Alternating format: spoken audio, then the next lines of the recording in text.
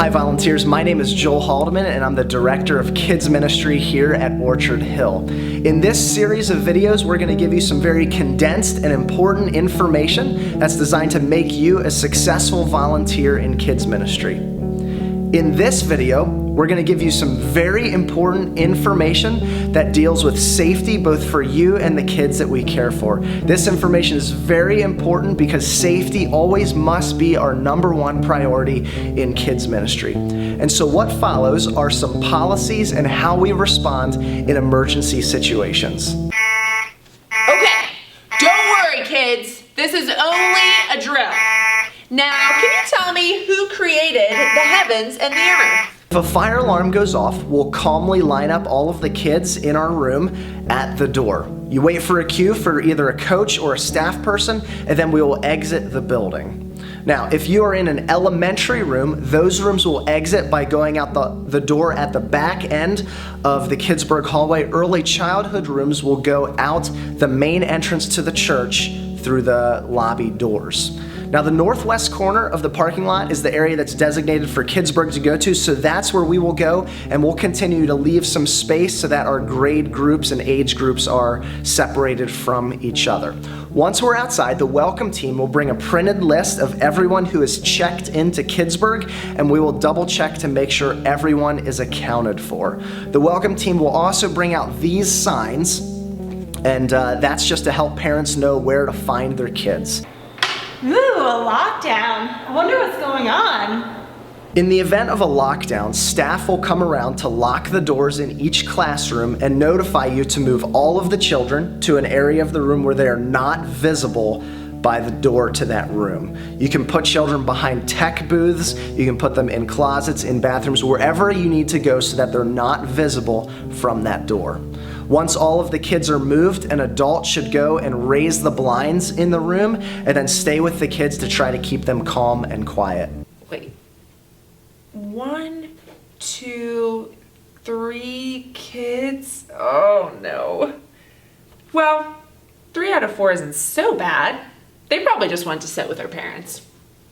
If it is discovered that a child is missing, we'll come around to the rooms and instruct you to sit together with your grade or age group and to count everyone that's there. In every instance where this has happened at Orchard Hill, it's been because a child has been in the wrong room, in the bathroom, another part of the building, or their parents have picked them up early and haven't told us about it.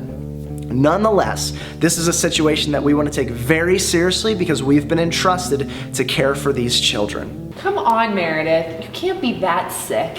Doesn't everybody like peanut butter? If a child just gets a light scratch and needs a Band-Aid, we have supplies available. However, for any other sickness or injury, we need to do our best to notify the parents immediately. If this happens, you'll need to notify another adult in the room and then bring that child to the Welcome Center where we have all the information to get in touch with the parents. We'll contact the parents and ask them what they want us to do. Kidzburgh does not have the authority to make any sort of medical decisions, so we will always err on the side of caution in contacting parents. This is the best game of hide and seek ever! No one will ever find us in here. It is our policy that an adult is never under any circumstances alone with a child. In elementary, if a child needs to use the restroom, an adult will stand outside of the bathroom to wait for them. If they are in need of some sort of an assistance, an adult will stand by the door in the bathroom and another adult will go in to assist them. In the preschool rooms, we've put a restroom right inside the room so that if a child needs to use the restroom, an adult can go in and help that child, just making sure to leave the door open about 1/3 of the way. Okay, Meredith, come and sit in my lap. Come on, that's a good Kidzburgh! Woo!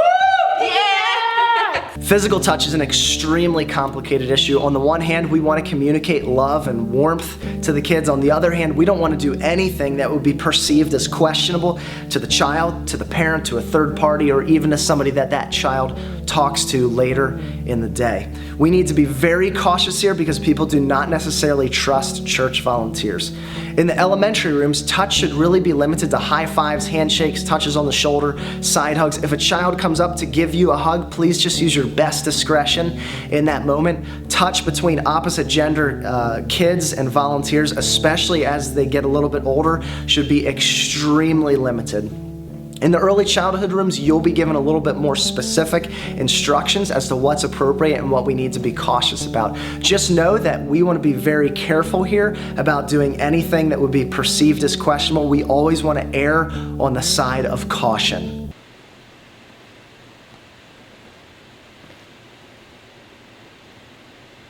If you ever see someone who is acting suspicious, please go up to them and just say hi. Ask them if they're looking for somebody or if there's some way that you can help them. If you're not comfortable doing that, please grab a coach or a staff person and we'd be happy to talk to them. Our pickup procedure is that a child is not released to their parent until the number on the child's name badge is matched up with the number that the parent has. When the parent picks them up, please remove the name badge from the child so that we know that that child is no longer under our care. If a parent loses their tag, you can grab a coach or a staff person, or if you are an extra adult in the room, you can escort that child and parent to the welcome center and we'll make sure to get that all straightened out.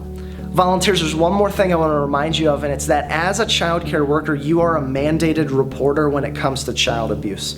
If you see or hear anything that makes you think that there might be some sort of child abuse going on, please come and talk to a staff member and we'll walk through what needs to happen next. Volunteers, we are so thankful for you. The work that you are investing, the love and care and concern that you're pouring into these kids makes a difference. And we just want to say thank you so much for the difference that you are making in the kingdom of God.